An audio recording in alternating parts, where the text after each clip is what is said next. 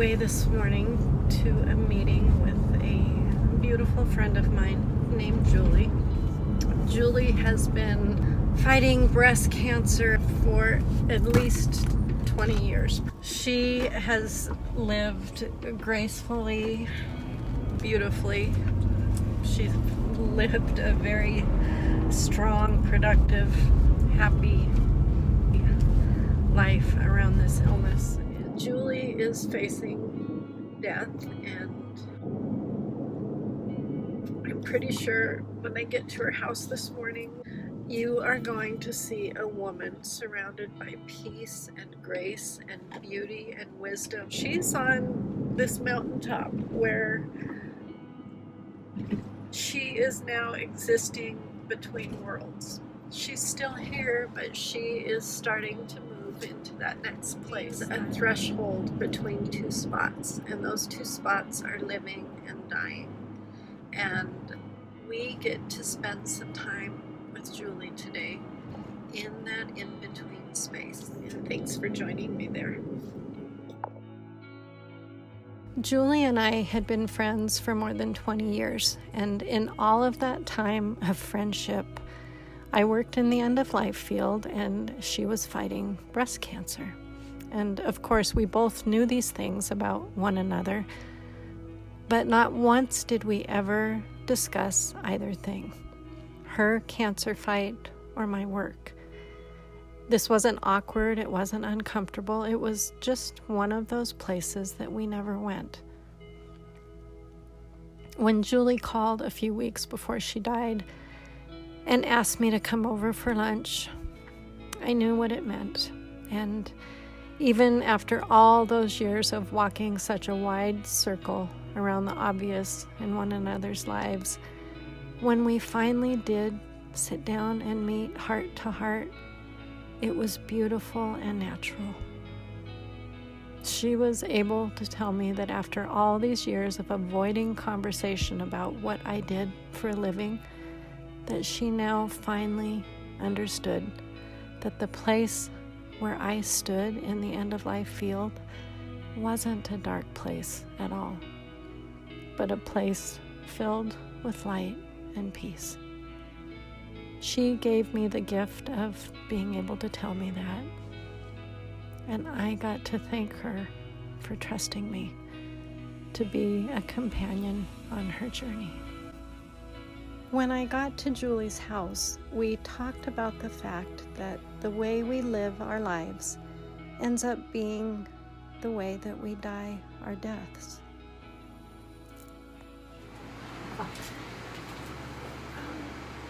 You can't change things when it's time to leave. You have to go with what you got, the way you live. This was a huge comfort to Julie.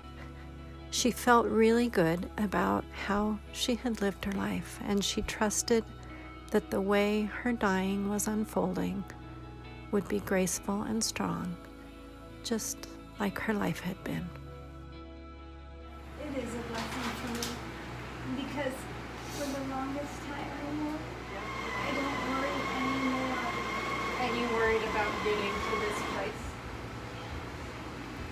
Julie and I only spent a few days together talking about the end of her life. And we never even did this until the very last weeks of her life.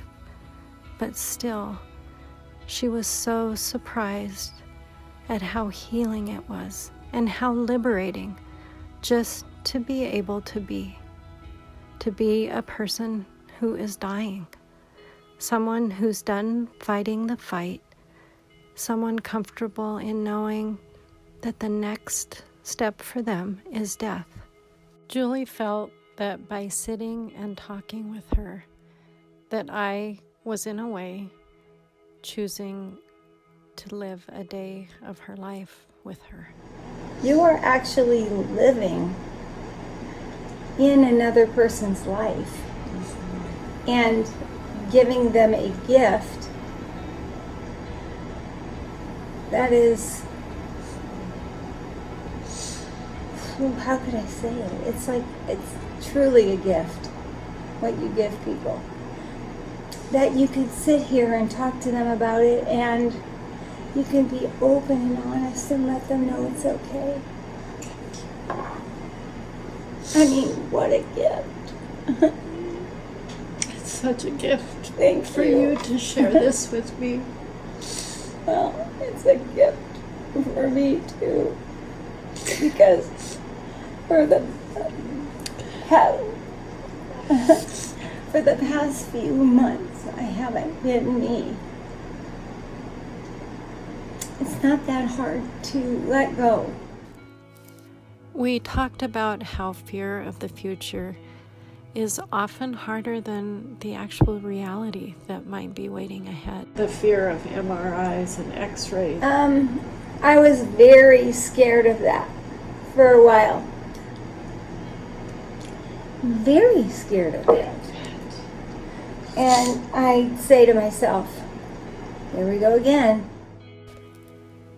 We talked about after-death communications, and Julie was fascinated by some of the stories that I shared with her that I've experienced in my career. And I was telling her about a friend of mine who had promised to send her family a sign when she died, and that she was able to send that sign within minutes of her death. Whatever that transition point is, she was able to immediately look back and go, oh, I'm on my way. I want to let them know. How can I let them know? What? And as she listened to me tell that story about someone who had sent a sign through, she seemed to decide then and there that she too wanted to do that for her family. I want them to know.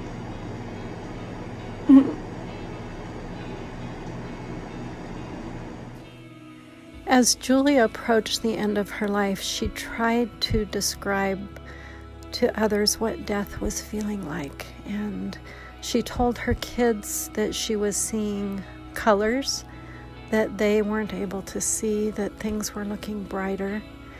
When I sat with her, she could hear people whispering words of encouragement around her, and she knew they weren't people of this world. She was very comforted by this, and she really liked the opportunity of being able to talk about it and have someone accept this new reality that she was experiencing, and to validate to her that this is real. This is what the dying tell us death is like.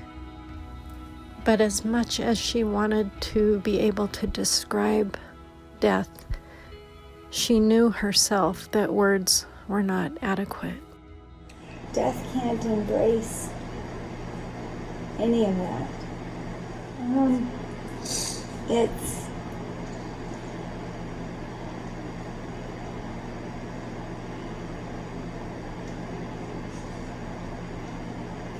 I don't know what it does.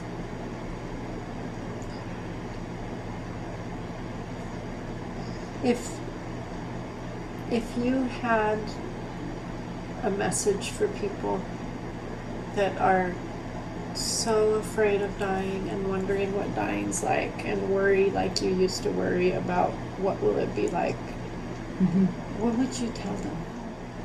I am finding that each day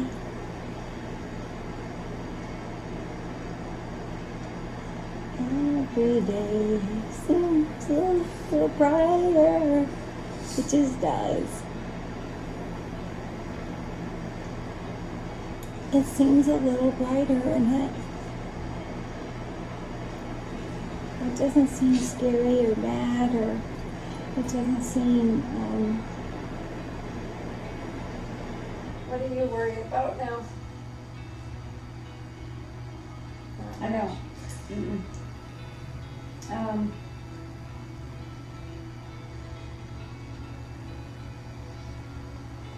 I think the day that I die, my crossover day, my flyover day. I love that. Julie died 4 days after this was filmed. And after her death, when Julie's body was taken from her home, her daughter texted me, marveling that a flock of birds had risen up in their yard and followed the van that was carrying her body down the street. No one knew that Julie had used the term Flyover Day to describe to me the day that she would die. I never take happenings like this for granted. To some, they might seem like small coincidences, but in all of my years of working with the dying, I have seen far too many of these coincidences to ever for a moment think that those who cross over are not overtly and often very quickly trying to show their loved ones that they are not gone and that consciousness continues beyond physical death, and that as Julie had discovered, in death there is nothing to worry about. I just want people to know there's nothing to be afraid of. That's such a powerful message, Julie. It's just, Do you wish you wouldn't have worried about this time?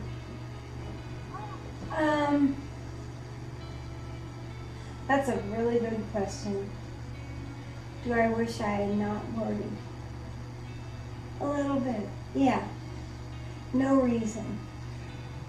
How sweet is the relief to realize there's nothing to worry about. It's like the best kept secret in the universe. It is.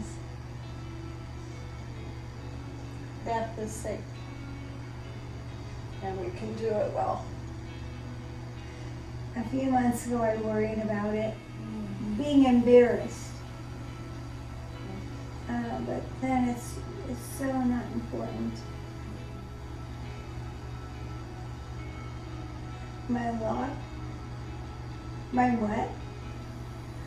See what happens to me in that I start talking and no, I don't say things, like just stuff comes out.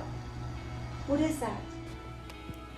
The dying truly do have one foot in two worlds, and when we are able to understand that and we can be there with them and normalize it, this can be a great comfort. What is that? You know what I mean? Do you think it's confusion, or do you think you go No, I think somewhere I'm else? having a conversation. There's a well-known state of consciousness that begins to unfold at the end of life that's known as nearing death awareness. And it usually occurs in the last weeks, days, or hours of life. The dying one's use of symbolic language is one of the hallmarks of this state. When we can accept their language and when we know how to listen with symbolic ears to what they might be sharing with us, sometimes we can help them translate a little bit of their world into our world, which brings peace and healing to everyone. Do you think it's confusion, or do you think you go No, I think I'm somewhere else? having a conversation. Well, I don't know if I'm correct in this, but I feel like people like you are living between worlds, and it's kind of like in that other world they speak a different language, and then you come back Yes. into this one and you say something that Yeah, all doesn't the make time. sense for here, but Right. like you saying my lock, to me, What the hell is that? but maybe symbolically that's like, you know, when the lock opens, that's when you go. So maybe there's meaning in that. The day my lock gets flipped, I get to walk through all the way through to that next place. Jesus. You get to walk through Jesus Town. Mm. You do. It's going to be wonderful. Lord, thank you for this wonderful time together. And this wonderful prayer time and friendship. Thank you. And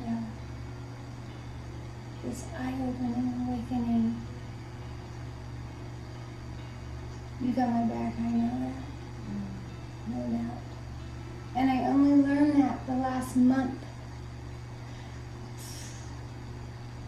Come on, Jules. Get with the program. And that with the kids. Julie died 4 days after this was filmed. She was surrounded by her family and filled with peace and grace. With this video, Julie's desire and mine was to teach others and to show that with communication, education, and informed medical care, death really can be a safe destination. Julie left this world in a beautiful, peaceful, and serene way. And that's a path that's available to all of us if we will simply pick up the lantern of wisdom and follow where it leads. That light of wisdom, that's what Julie and I followed together. And one of the places that we ended up was in the realm of a singer-songwriter named Lenny. Lenny had done a beautiful cover of the Nick Cordero song, Live Your Life. This is a song about embracing the journey regardless of where it takes you. If you don't know who Nick Cordero is, look him up. There's a reason that his song, Live Your Life, has become an anthem of hope for thousands all over the world. So back to Lenny. A few days before Julie died, I contacted Lenny and I asked her if she might sing a few lines of Live Your Life for Julie. I explained that this anthem was perfect, not only for how Julie had lived her life, but for how she was dying her death. To my amazement, within a few minutes of that request, sitting in my inbox was a video from Lenny. She had sat down then and there at her piano in Ireland and belted out a version of the song just for Julie. On the last night of Julie's life, it was my honor to hold her hand while the sound of this beautiful song filled the room. I'll leave you now with this amazing song, Lenny's angelic voice, and some images of my beautiful friend, Julie.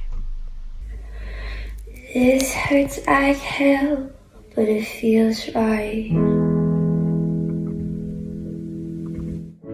Far as I can tell, you've made your mind. And I wish you well, but won't be on the other side. Biding my time. Live your life. You've got your plans and I've got mine. Who understands how stars align? If one's shooting past, then I'll consider it a sign that you're still alive. Live your life. And it's alright, live your life. Like you've got one night, live your life. I learned the rules from a friend of mine.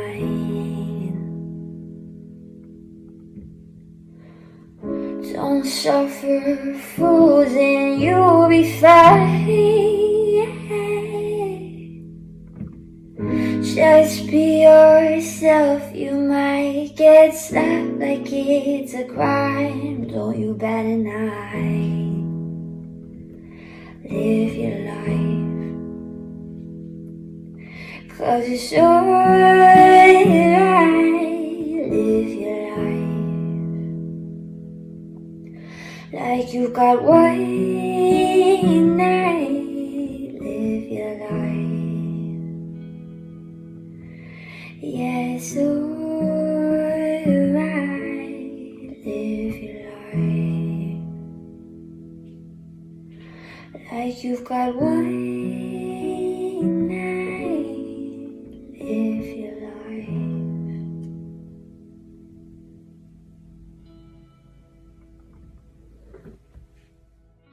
This is a picture of Julie's 3 kids on the day of her memorial service. Regular camera, no filter, no editing, no special effects. Just a very bright light shining down from up above. Remember how Julie said that every day seemed a little brighter? I think she might be showing us what she meant. Every day seems a little brighter. It just does. It seems a little brighter, Annette.